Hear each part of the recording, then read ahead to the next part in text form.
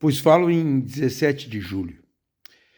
Falo sobre aquele espaço que eu tenho me dedicado ultimamente com mais, vou usar a seguinte palavra, mais prazer, que é o mundo da produção artística, né? Eu dei uma parada por vários motivos, pandemia, questões pessoais, etc. Mas não larguei, né? Sigo produzindo, sigo com a minha rotina de produção, sigo estudando bastante. Estudando não só a questão técnica da arte, mas dando uma atualizada constante sobre o que as pessoas vêm pensando sobre a produção artística. Eu sempre tive alguns problemas com esses cânones que estão colocados na parada, especialmente com uma certa ideia de que para estar no mundo da arte nós precisamos de uma fala autorizada, a autoridade, né? Quem é que diz que a obra de arte é boa? Quem diz que a obra de arte deve estar no mercado? A partir de algum tempo já, a obra de arte ela tem necessitado de um discurso que a acompanhe. E esse discurso é o discurso que permite aos artistas, a certos artistas, a alguns escolhidos, de estarem nas galerias, nos museus, nas mostras públicas.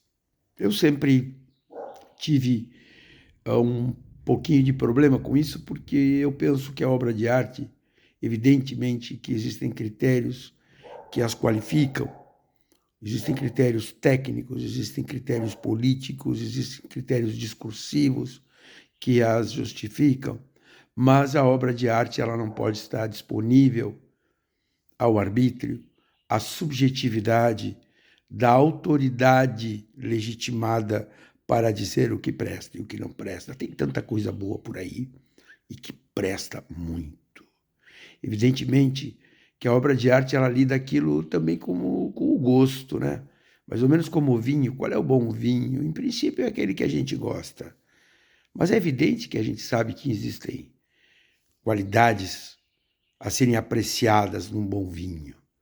E isto é evidente, está colocado num determinado mundo de pessoas que se prepararam para conhecê-lo.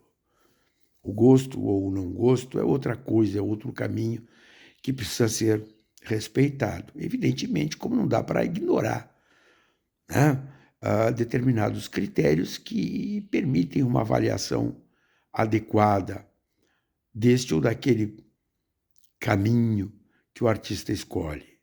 Mas o que não pode determinar a existência ou não de uma expressão artística é a existência ou não de uma fala autorizada. Não, elas estão aí. E, claro, o chamado mercado da arte, ele acaba se submetendo a isso. Como é que um artista tem sucesso? Depende de quem fala sobre ele, depende de quem o compra, depende do invólucro que ele escolhe para si. Mas são as nossas escolhas. Eu, por exemplo, não abro mão do figurativo. Para mim, o figurativo é muito importante.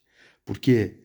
Porque eu tenho algo a dizer no sentido de um processo de compreensão onde a figura indica, dá o caminho.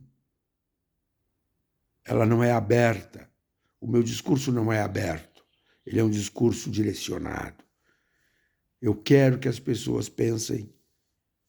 Eu quero que as pessoas sejam provocadas. Eu preciso que elas se sintam tocadas pelas formas como eu me expresso ao mundo, ao outro. Eu não sou o artista que fala para si mesmo e a azar é do goleiro e tomara que um jornal publique aquilo que eu estou fazendo. Não, eu não sou assim.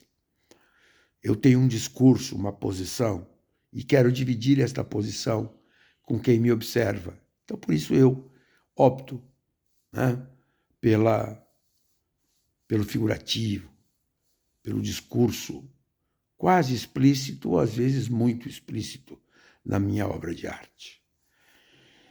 Mas, bem, aos poucos eu estou trabalhando para voltar a mostrar o meu trabalho. Logo, logo, né, eu decidi agora que, por exemplo, o primeiro semestre eu dediquei a reorganizar meu escritório da advocacia, né, que eu chamo do meu mecenas, que é quem, felizmente, me sustenta neste mundo das artes, né? Sem o meu mecenas, eu não poderia fazer o que eu faço. Então, eu advogo e sigo advogando e reorganizei agora, nesse primeiro semestre, e a vida segue.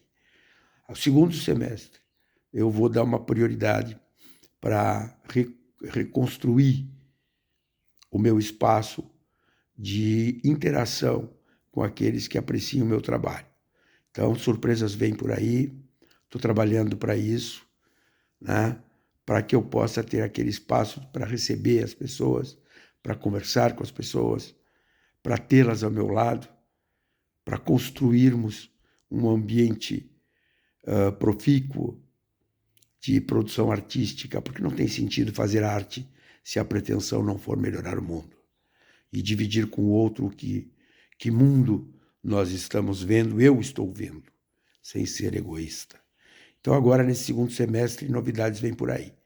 Vou dividir isso com vocês. Quero vender minhas obras de arte também, né? E aí vou definir alguns padrões, alguns critérios, né, que dividam, que separem o que eu faço de produção, mais aspas, conceitual, mais expográfica, daquela produção que eu tenho, que é mais cotidiana, que é bastante volumosa, né? Mas são duas coisas diferentes, né? Eu vou agora, esse final de semana encerrou a exposição Sinfonia das Pedras 4, que eu estava com uma escultura lá, né? Eu tinha parado de mostrar minhas coisas. Estou com uma aquarela no Museu do Imigrante, né? Na exposição Conversas com o Passado, curadoria da Ana Zavadil. Essa que terminou agora, Sinfonia das Pedras 4, eu estava com a obra Desopressão, curadoria do José Francisco Alves. E agora estou também trabalhando para... vamos discutir, vamos ver como, quando, onde, né, apresentar uma nova individual minha. E eu estou trabalhando já nessas obras há algum tempo, né, inclusive algumas obras de grande dimensão, porque e aí nós temos questões de espaço, como fazer e tal, etc. Né, sou um artista de sorte. Se vocês quiserem ver minha obra, por exemplo, ali no Pontal Shopping, aqui em Porto Alegre, tem 3 obras minhas. 2 da série Um Gaúcho, As Boaventura, e a obra Pontal do Estaleiro, que eu fiz especialmente ali para o acervo permanente do shopping, que, diga-se de passagem, é diferenciado. Não é porque as minhas obras estão lá, o shopping é diferenciado mesmo. Não é aquela caixa fechada, hermética. É um lugar onde tu tem o que os marqueteiros chamam de uma experiência que se vive, porque está grudado no rio, está conversando com o rio, está com a vida do rio dentro do shopping. E ali eu tenho 3 obras, quem quiser conhecer, por favor. Ou seja, eu tenho essas obras postas em espaços públicos, são muito importantes para o artista. Mas eu queria começar a semana dividindo isso com vocês. Acho que no segundo semestre nós teremos boas novidades. Eu estou feliz com as coisas que estamos fazendo e logo, logo venho trazendo isso para vocês. E como diria aquela pessoa que é muito espiritualizada, tipo eu assim, eu sou espiritualizado, mas não acredito em Deus. O que eu digo? Saravá, vamos nessa.